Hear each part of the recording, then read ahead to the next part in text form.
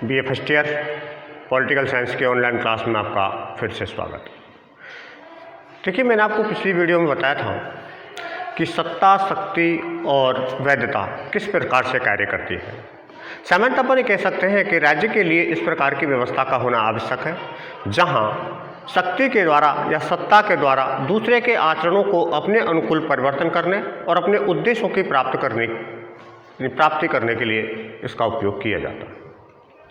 वर्तमान में देखिए, आपका जो चैप्टर है वो है आपका अधिकार। अपन जानते हैं कि अधिकार व्यक्ति के लिए बहुत महत्वपूर्ण होते हैं और जहां अधिकार प्राप्त नहीं होते वहां पर व्यक्ति अपना विकास नहीं कर सकता। अधिकार एक प्रकार से प्रकृति से प्राप्त वे चीज़ें हैं जिन पर राज्य के द्वारा कुछ पाबंदियां तो लगाई जाती हैं, लेकिन केवल इसलिए पाबंदियां लगाई जाती हैं ताकि दूसरे के अधिकारों का हनन नहीं होता है। हम जानते हैं कि अधिकारों के अभाव में व्यक्ति ना तो अपनी सांसारिक चीज़ों का उपभोग कर सकता है और ना ही अपन किसी भी रूप में इन चीज़ों को उपयोग में ले सकते हैं, या अपन ये कह सकते हैं कि अधिकारों के अभाव में व्यक्ति अपने जीवन का विकास नहीं कर सकता। अधिकार प्रत्येक व्यक्ति का वह मांग है जिसके आधार पर वह अपने जीवन की आधारशिला खड़ा करता है। सामान्यतः अपन कह सकते हैं कि अलग अलग विद्वानों ने अधिकारों को भिन्न भिन्न रूपों में प्रदर्शित किया है। सामान्यतः अपन कह सकते हैं जैसे कि कुछ विचारक ऐसे हैं जो अधिकारों को व्यक्तिगत विकास के लिए, अधिकतम सुख प्राप्त करने के लिए, जीवन जीने के लिए या अन्य प्रकार की व्यवस्थाओं को अपन महत्वपूर्ण रखते हैं। जैसे देखिए, सामान्यतः अपन कह सकते हैं कि सबसे पहले वाइल्ड ने इसे परिभाषित किया। वह मानता है कि अधिकार कुछ विशेष कार्यों को करने की युक्ति संगत एक स्वतंत्रता है जिस पर किसी प्रकार के राज्य को दखल अंदाज नहीं देना चाहिए। लेकिन दूसरे विचारक भी इसी बात को मानते हैं कि अधिकार जहां व्यक्ति के लिए आवश्यक है वह उसके विकास में भी सहायक होते हैं। लास्की ने भी इसी प्रकार से परिभाषित किया है जैसे कि अधिकार व्यक्ति की वे मांगे हैं जिनके अभाव में व्यक्ति अपना विकास नहीं कर सकता। इसके बाद परिभाषाओं के रूप में एक ग्रीन ने भी अपनी परिभाषाएं दी है और ग्रीन के अनुसार ये माना जाता है कि अधिकार वह शक्ति होती है जो लोक कल्याण के कार्यों के लिए आवश्यक मानी जाती है और इसके लिए अगर अधिकारों का उपयोग नहीं किया जाता है तो ना तो लोक कल्याण के कार्य किए जा सकते हैं और ना ही व्यक्ति अपना विकास कर सकता है। इसी प्रकार से बारकर, जो आधुनिक विचारकों के रूप में भी माने जाते हैं, उन्होंने बताया कि अधिकार व्यक्ति के अधिकतम विकास पर आधारित एवं राज्य के संरक्षण पर ही आधारित होनी चाहिए। अर्थात अपन ये कह सकते हैं कि अधिकार तब तक अपन उपयोग नहीं कर सकते या अधिकारों का तब तक कोई औचित्य नहीं है जब तक कि राज्य के द्वारा उसे संरक्षण प्राप्त नहीं हो। अर्थात अपन कह सकते हैं कि राज्य का संरक्षण होना अधिकारों की स्वतंत्रता की संरक्षण की गारंटी प्रदान करता है। तो सामान्यतः पर यह कह सकते हैं कि अधिकार व्यक्ति के या कुल मिलाकर पूरी उपरोक्त परिभाषाओं से यह निष्कर्ष निकलता है कि अधिकार व्यक्ति की वे मांगे हैं जो लोक कल्याणकारी राज्य की स्थापना के लिए तो आवश्यक होती हैं, लेकिन इनके अभाव में व्यक्ति अपना विकास भी नहीं कर सकता और न ही किसी प्रकार की अपने जीवन की स्वतंत्रता को सुरक्षित रख सकता है। लेकिन बात अब ये आती है कि अधिकारों के फिर लक्षण क्या होते हैं, किस प्रकार से लक्षण, यानी कि जहां अधिकार प्राप्त होते हैं तो उनकी किस प्रकार से पहचान की जा सकती है। तो सामान्यतः अपन मान सकते हैं कि अधिकारों के जो लक्षण है उसमें है सबसे पहले कि सामाजिक हित में निस्वार्थ कार्य।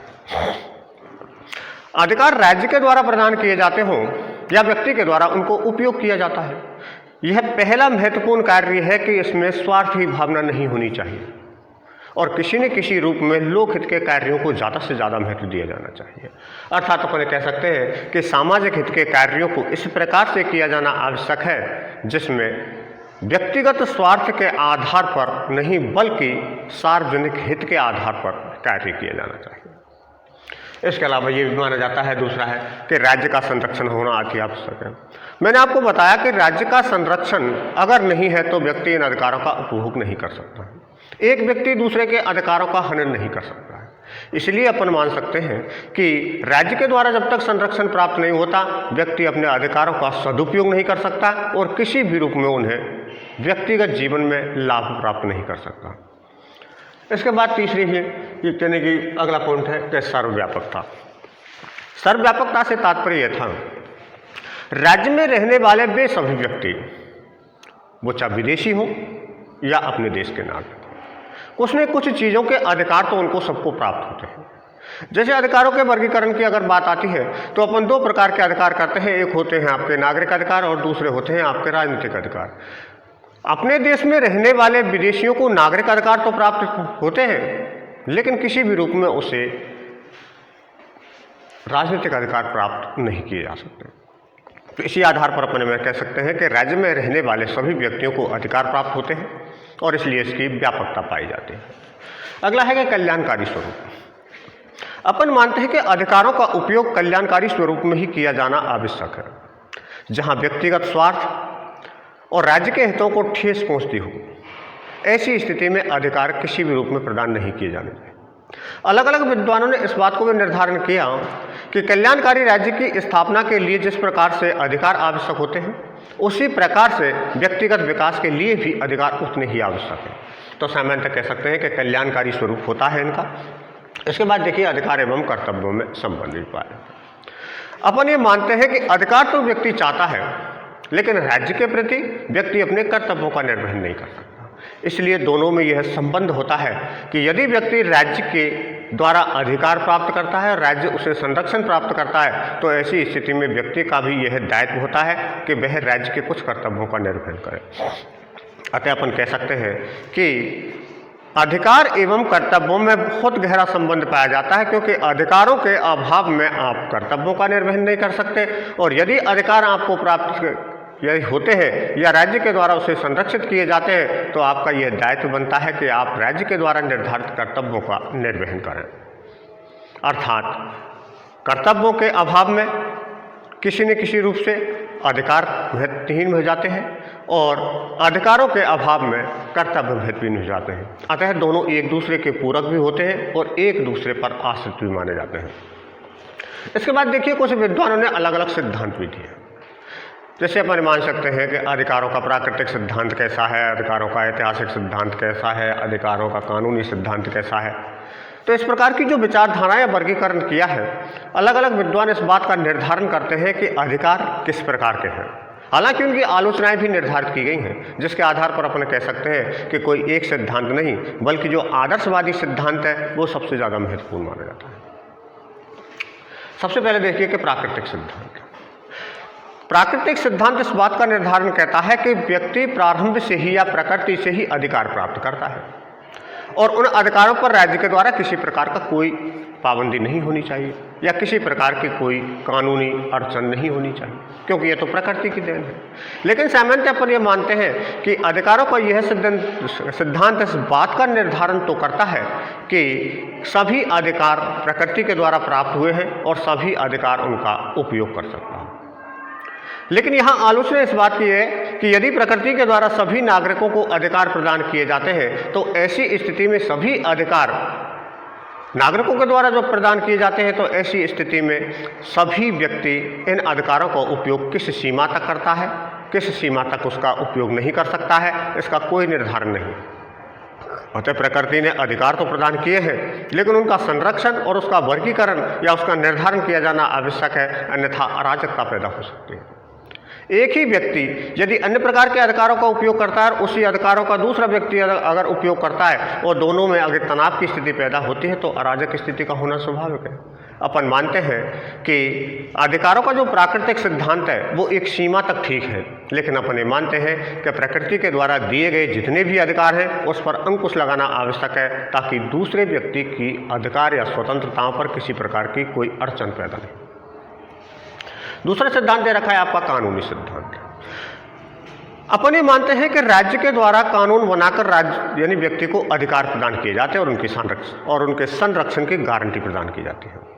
लेकिन अब इस बात को भी मानते हैं कि सभी अधिकार राज्य के द्वारा नहीं बनाए जाते और ना ही उन्हें कानूनी मान्यता प्राप्त होती है।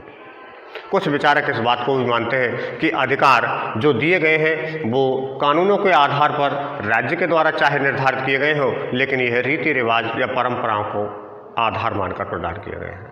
तो इसकी भी कुछ आलोचनाएं निर्धारित हैं कि सभी प्रकार के जो अधिकार हैं वो कानूनी रूप से प्राप्त नहीं हुए हैं। कुछ रीति रिवाज परंपराओं के आधार पर और कुछ प्रकृति के आधार पर राज्य को इस प्रकार का संरक्षण प्रदान करने की गारंटी प्रदान की गई है, लेकिन व्यक्ति जन्म से ही इनका उपयोग करता है।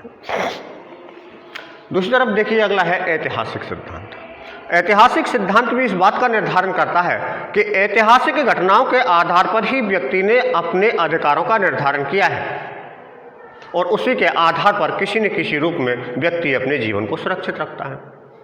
लेकिन ऐतिहासिक सिद्धांत को भी पूर्ण रूप से सही नहीं माना जा सकता, क्योंकि इतिहास की समस्त जो घटनाएं जो इस बात का निर्धारण नहीं करती कि सभी अधिकार इतिहास की देन है। कुछ अधिकार राज्य के द्वारा भी निर्धारित किए गए हैं, जिनके आधार पर व्यक्ति अपने जीवन को सुरक्षित रखता है। तो अपन ये कह सकते हैं कि राज्य का जो ऐतिहासिक सिद्धांत है वह एक प्रकार से वह सिद्धांत है जो रीति रिवाज और परंपराओं के आधार पर है, लेकिन सभी अधिकार ऐतिहासिक घटनाओं का परिणाम नहीं है।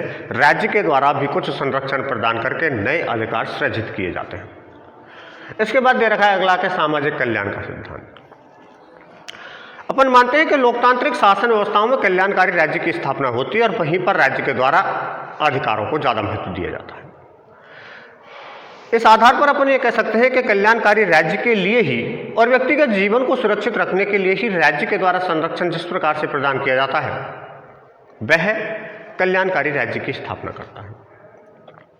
लेकिन आलोचना के रूप में अपन ये मानते हैं कि कल्याणकारी राज्य में क्या सभी व्यक्तियों को पूर्ण स्वतंत्रता या पूर्ण रूप से अधिकार प्रदान किए जाते हैं? व्यक्ति का कोई कर्तव्य नहीं है कि राज्य के प्रति भक्ति भाव रखे।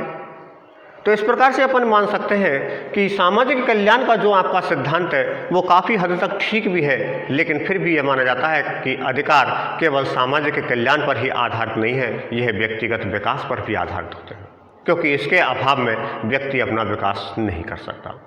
इसके बाद देखिए कि आदर्शवादी सिद्धांत। आदर्शवादी सिद्धांत के आधार पर अपने मानते हैं कि व्यक्ति को अधिकार तो प्रदान किए जाते हैं राज्य के द्वारा, उसके संरक्षण भी प्रदान किया जाता है, लेकिन साथ साथ आदर्शवादी विचारधाराओं के आधार पर अर्थात एक सीमाओं के आधार पर ही अधिकार प्रदान किए जाते हैं।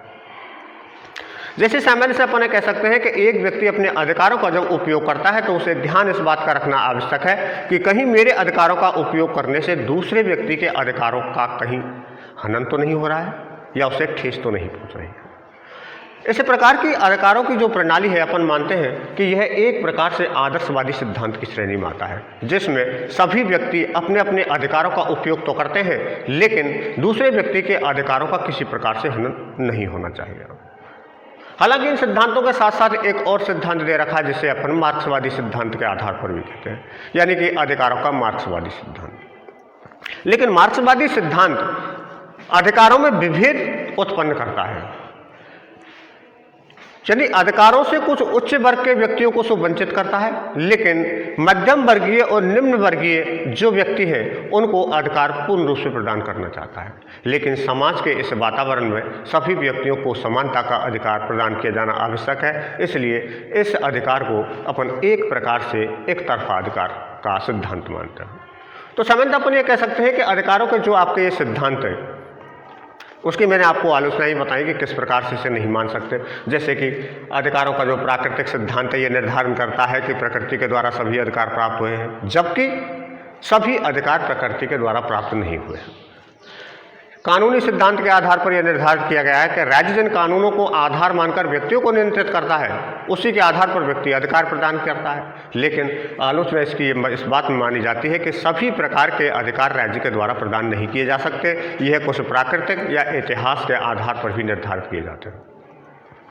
इसके बाद देखिए कि ऐतिहासिक जो सिद्धांत है वो इस बात का निर्धारण करता है कि सभी अधिकार यानी कि इतिहास की घटनाओं का परिणाम है और राज्य की इसमें कोई महत्वपूर्ण भूमिका नहीं है। जबकि देखा जाता है कि अधिकारों का उपयोग व्यक्ति तब तक नहीं कर सकता जब तक कि राज्य के द्वारा उसे संरक्षण प्रदान नहीं किया जा सकता। अधिकारों का जो सामाजिक कल्याण का सिद्धांत है इस बात का निर्धारण करता है कि सामाजिक कल्याण के लिए ही नागरिकों को अधिकार प्रदान किए गए हैं, लेकिन ऐसा नहीं है कि केवल सामाजिक कल्याण या कल्याणकारी राज्य की स्थापना के लिए ही अधिकारों का उपयोग किया जाता है। व्यक्तिगत हितों की पूर्ति करने के लिए और व्यक्ति अपने जीवन के विकास को करने के लिए या अपने आप को निर्धारित करने के लिए, अच्छा बनाने के लिए भी राज्य को व्यक्तिगत अधिकार प्रदान किए जाते हैं। अधिकारों का एक आदर्शवादी सिद्धांत ये काफ़ी हद तक माना जाता है कि व्यक्ति अपने अधिकारों का उपयोग उसी सीमा में करे जिस सीमा में वह अपना विकास कर सकता हो, लेकिन जैसे ही दूसरे व्यक्ति के अधिकारों का वहाँ पर टकरार की स्थिति पैदा होती है उसे सीमित कर लेना चाहिए। अधिकारों का मार्क्सवादी सिद्धांत भी था, जो कि मानते हैं कि समाज के एक वर्ग को तो अधिकार अधिक प्रदान करता है और दूसरे वर्ग को वह अधिकारों से वंचित रखता है। ऐसी स्थिति में अपन इन सिद्धांतों के आधार पर अपन ये कह सकते हैं कि जो वास्तविक है, आदर्श है और अधिकार किस प्रकार से प्रदान किए जाते हैं वह पूर्ण रूप से निर्धारित किया गया है। अब देखिए कि अधिकारों का वर्गीकरण। अधिकारों के वर्गीकरण को अपन दो भागों में बांटते हैं। एक तो होते हैं आपके नैतिक अधिकार और दूसरे होते हैं आपके कानूनी अधिकार। नैतिक अधिकार तो वे होते हैं जिनका संबंध व्यक्ति के नैतिक आचरण से होता है, जैसे कि राज्य के द्वारा जो संपत्ति है उस राज्य की संपत्ति की सुरक्षा को बनाए रखना, राष्ट्रीय प्रतीकों का सम्मान करना। इसके अलावा सार्वजनिक क्षेत्र की सभाओं का जब आयोजन किया जाता है उसमें स्वेच्छा से दान दक्षिणा देना, या अपन ये कह सकते हैं कि अन्य प्रकार की सुविधाएं। इस पर किसी प्रकार का राज्य का कोई बंधन नहीं होता या कोई कानूनी वैधता नहीं होती कि जिन अधिकारों का वह उपयोग करता है इन अधिकारों पर राज्य किसी प्रकार से प्रतिबंध लगाते हैं। विशेष तौर से यह नैतिक अधिकार व्यक्ति की स्वेच्छा या मानसिक प्रवृत्ति के आधार पर यानी प्रदान किए गए हैं या होते हैं, और विशेष तौर से इन अधिकारों पर राज्य के द्वारा किसी प्रकार का कोई पाबंदी नहीं होती, ना ही कोई कानूनी वैधता होती है। दूसरा है आपका कानूनी अधिकार। सामान्यतः कानूनी अधिकार वे होते हैं जो व्यक्ति को प्राप्त तो होते हैं, लेकिन राज्य उनके ऊपर कुछ पाबंदियां निर्धारित करता है। अगर व्यक्ति के द्वारा इन पाबंदियों का उल्लंघन किया जाता है तो उनके खिलाफ कानूनी कार्रवाई, आर्थिक दंड या सामाजिक दंड के रूप में उसे स्वीकार करना पड़ता है। तो सामान्यतः ये आपके कानूनी अधिकार हैं, इन कानूनी अधिकारों को दो भागों में विभाजित किया गया, फिर इसका वर्गीकरण कर दिया गया। एक तो हैं आपके नागरिक अधिकार और दूसरे होते हैं आपके राजनीतिक अधिकार। नागरिक अधिकार कुल मिलाकर 6 यानी कि नागरिक अधिकार हैं जो व्यक्ति राज्य में रहने वाले सभी व्यक्तियों को प्रदान किए जाते हैं, जिसमें चाहे कोई विदेशी हो, चाहे कोई नागरिकता प्राप्त हो, चाहे कोई अपने देश के नागरिक हो, चाहे किसी प्रकार से भ्रमण करने के लिए आए हो। इस प्रकार से सभी व्यक्तियों को नागरिक अधिकार प्रदान किए जाते हैं। तो ये 6 प्रकार के अधिकार हैं।